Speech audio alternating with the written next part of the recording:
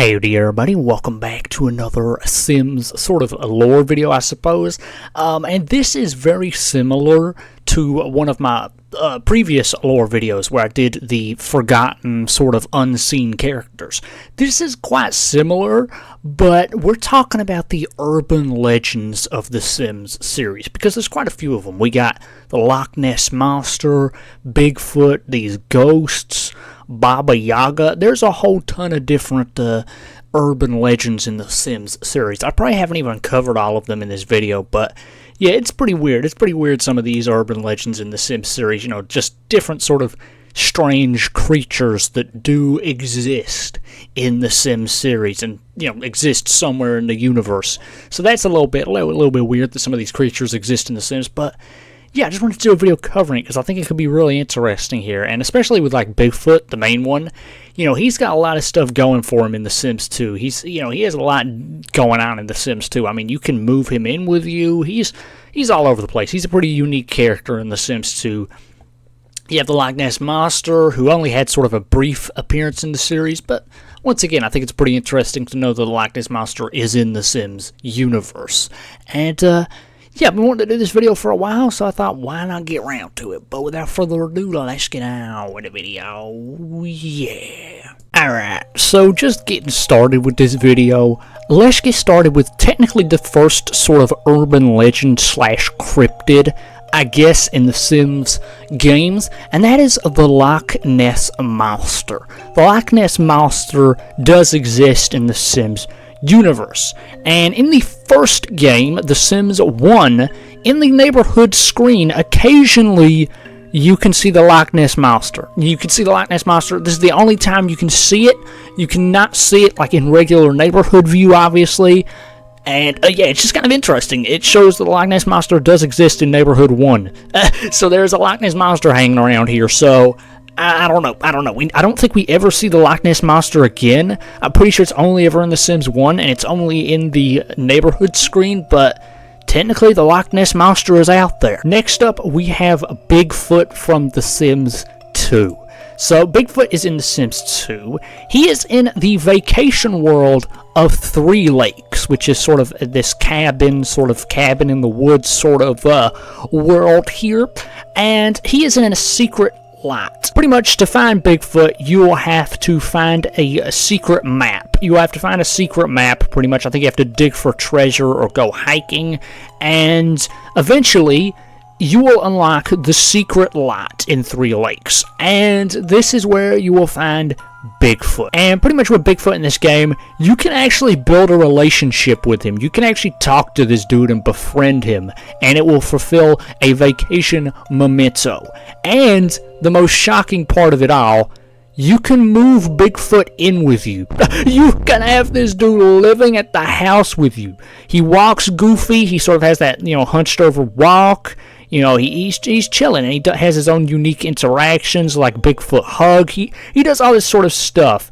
And he also has a unique work outfit. I'll put that up on screen as well when he goes to work. I don't know how he gets a job, but he does have a job. And when he ages up into an elder, he will look like this. He will look like this. So, yeah, Bigfoot is, you know, he does exist. It's very interesting here that he does exist. So, yeah. Another sort of urban legend slash myth is Baba Yaga. I didn't know who this was for the longest time. It was only a little while ago that I found out who this was, but this was a sort of folklore, pretty much, like this witch sort of character. And pretty much, her house actually appears in The Sims 2. This witch's house actually appears, and I believe it is in the world of Belladonna Cove. It's a little bit far off the map, but you will find this house. You will end up finding this weird, sort of strange house with legs on the edge of the map. I'll put up a clip of how you can find this house, because it's a little bit way off the map, but I'll show y'all how you can find it. But yeah, it is meant to be a reference, presumably, to Baba Yaga's house.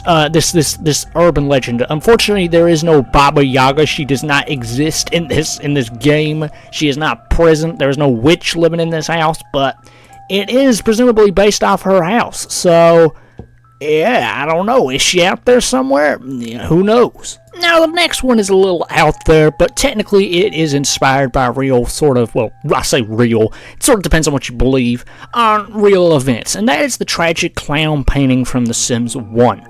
Now, this is, of course, a haunted painting where if your Sim's mood gets down to a certain level of bad, this clown will come out of the painting and start, like, causing problems around your property and kind of be a nuisance, pretty much, eventually until you call clown catchers. But yeah, he's there, but I think he could easily be inspired off of a lot of these apparent haunted paintings. He could also be inspired by Pennywise from the It franchise, maybe the 1990s Tim Curry clown. I don't know, it could be inspired by the character from It. Next up, we have Gordon and Glenda the Ghosts, who only ever appeared in The Sims 1. They appeared in The Sims 1 Making Magic. And the way you get these guys to appear is you go onto the spooky laboratory stage in the, Magic Town. You go into Magic Town, which is the neighborhood that comes with making magic, and you perform on stage, and you can actually summon these guys out of a little coffin or whatever, and they'll come flying out, and depending on your logic skill, they will either try and scare your Sim and sort of humiliate them on stage, or they will, do what your Sim says and sort of follow the commands. So, yeah, it's just kind of interesting here. There's sort of like a stage performance. And this is their only ever appearance. They only ever appear this once. They have quite unsettling appearances, actually. They're kind of creepy looking. And this is their only appearance. They do not appear at any point after this. It's only in The Sims Making Magic. Oh, and I also completely forgot to mention that Bigfoot does actually appear in another game, and that is The Sims 2 on DS and The Sims 2 on Game Boy Advance. So in the DS game, he is, he lives in the basement, I believe. He lives in the basement area, which is kind of, so pretty much, no, it's the secret warehouse. Pretty much in the game, in The Sims 2 on DS, you run this hotel in Strangetown, and pretty much you spend your time buying all these different rooms in the hotel. And one of the rooms you can buy is the secret warehouse. And this is where you will meet Bigfoot, and he will be kind of happy to meet you, and you can give him food and stuff like that. And he is just here, and his little description says, "For decades, people assumed Bigfoot was a mere creature of rumor and imagination."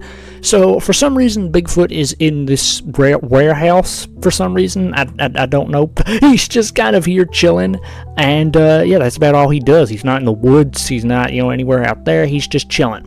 And yeah, he's also in the Game Boy Advance game, and his biography in the Game Boy Advance game is a little longer than his DS one. For decades, people assumed Bigfoot was a mere creature of rumor and imagination. Now that they know he's real, they don't pay much attention to him. So, yeah, he's in the Game Boy Advance game here, and he appears in a few episodes of this, and he has a dedicated mini-game called Bigfoot Loves Chickens. Okay.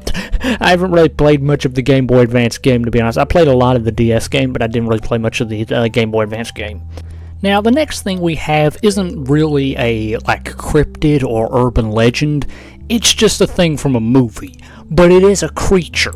And it is this massive fucking rodent from The Princess Bride. I've never seen it, but yeah, pretty much this big ass freaking rodent.